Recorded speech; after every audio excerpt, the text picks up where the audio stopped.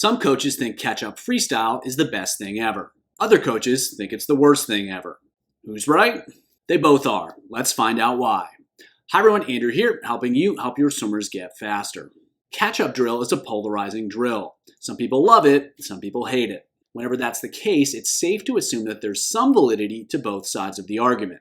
They're going to have at least some sort of point, even if you don't tend to think it's a particularly good point. So what's the deal with catch-up? Coach asked me what I thought, and here we are. I'm answering this question in particular because I think it illustrates a very good point about drill selection and training in general. We'll get to the bigger picture in a minute. Catch-up, like every other drill, has effects. Some of those effects are good, some of those effects are bad. So what does it do? Well, it definitely lengthens swimmers out.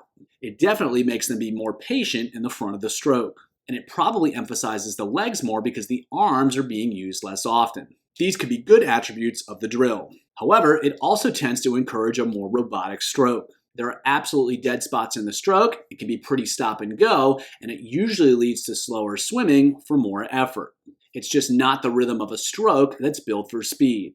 This definitely can be a problem if swimmers get stuck in catch-up mode. Now, there are definitely more reasons to like or more reasons to not like catch-up than those I've mentioned. But that's not necessarily the point. Coaches hate the drill for reasons that are accurate. Coaches like the drill for reasons that are accurate as well. There are benefits to the drill, there are costs to the drill, and I don't think that anyone can argue with that. Now, should you actually use catch-up? Well, if you have swimmers that struggle to be patient in the front of the stroke and they tend to spin, it can be useful. You're exaggerating a skill that they clearly lack. And so for those swimmers, it can be a solid choice. For them, the potential benefits may outweigh the potential drawbacks. Of course, I realize that there are also other ways to improve this skill, and I'm not saying that catch-up has to be the solution. I'm saying that it could be a solution.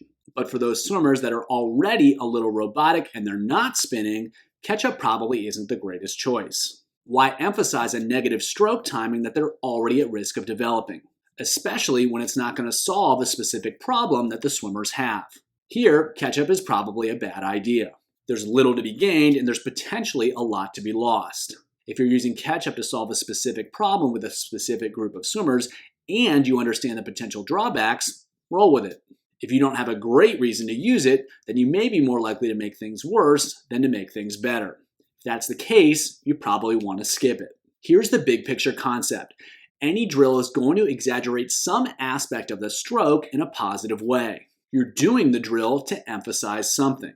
But necessarily, if you emphasize one aspect of the stroke, you're probably going to take away emphasis from another important aspect of the stroke, or you're going to negatively emphasize a different aspect of the stroke.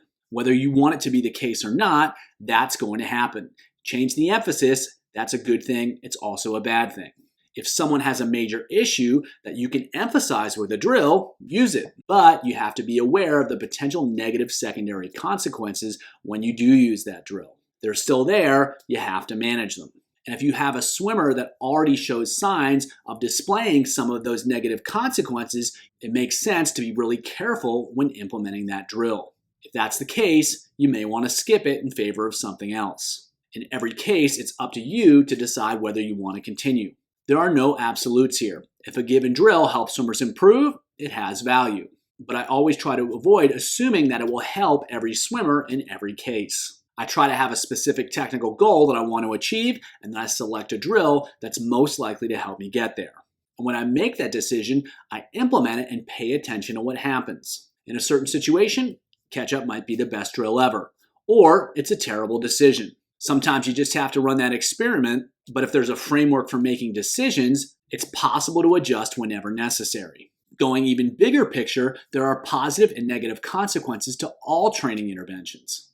If you choose to focus exclusively on sprint work, swimmers are probably going to get faster over 50 meters, and they're probably going to get slower over 1500 meters.